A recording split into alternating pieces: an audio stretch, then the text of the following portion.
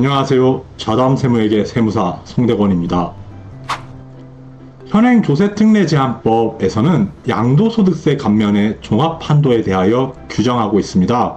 즉, 해당 조문에서 열거하고 있는 조세특례제한법상의 여러 가지 감면 제도들을 그 대상으로 하여 1개 과세기간 1억 원과 5개 과세기간 2억 원의 두 가지 감면의 종합한도 중에서 감면 한도액이 적은 금액을 그 한도로 하여 세액 감면을 받도록 하고 있는 것입니다.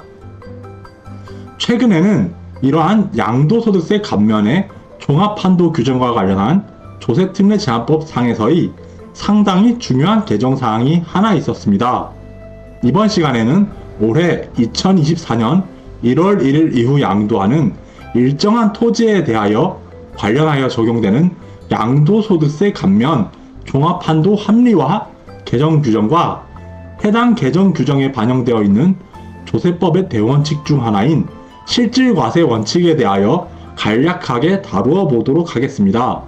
올해 2024년 1월 1일 이후 양도하는 토지와 관련하여 발생하는 양도소득세 감면 적용에 있어서 토지를 분할하여 그 일부를 양도하거나 또는 토지의 지분을 양도한 후 그 양도한 날로부터 2년 이내에 나머지 토지나 그 지분의 전부 또는 일부를 동일인이나 그 배우자에게 양도하는 경우에는 두 경우 모두 각기 1개 과세 기간에 해당 양도가 모두 이루어진 것으로 본다고 하여 이에 근거하여 위에 양도소득세 감면의 종합한도 규정을 적용하도록 한 것입니다. 최근에 앞에서 언급한 조세특례제한법 제133조가 개정되어 시행되기 직전 시기인 2023년 12월 31일 이전까지는 과세기간을 달리하여 농지를 2분의 1 지분씩 나누어 양도한다거나 쟁점 농지의 잔금을 두 과세기간에 걸쳐 수취함으로써 양도 시기에 차이를 두는 등의 방식을 통하여 위의 양도소득세 감면 종합한도 적용을 회피하기 위한 행위가 성행하였었습니다.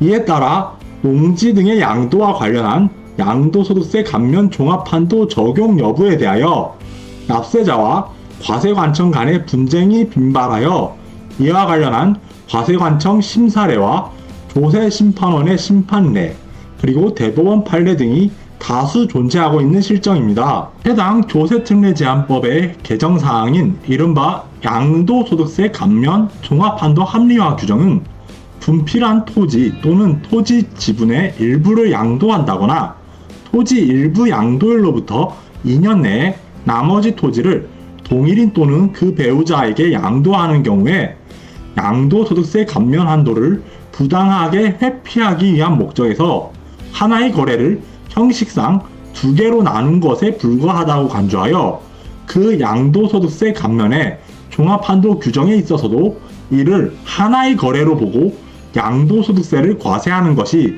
타당하다는 것입니다.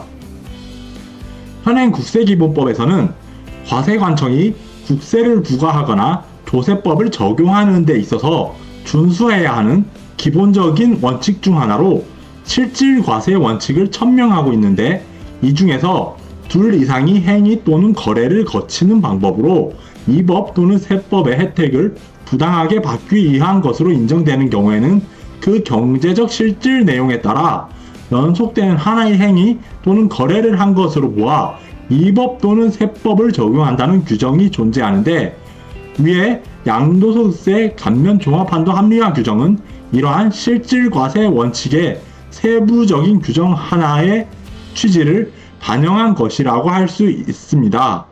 이상으로 자담세무회계 세무사 송대건이었습니다. 감사합니다.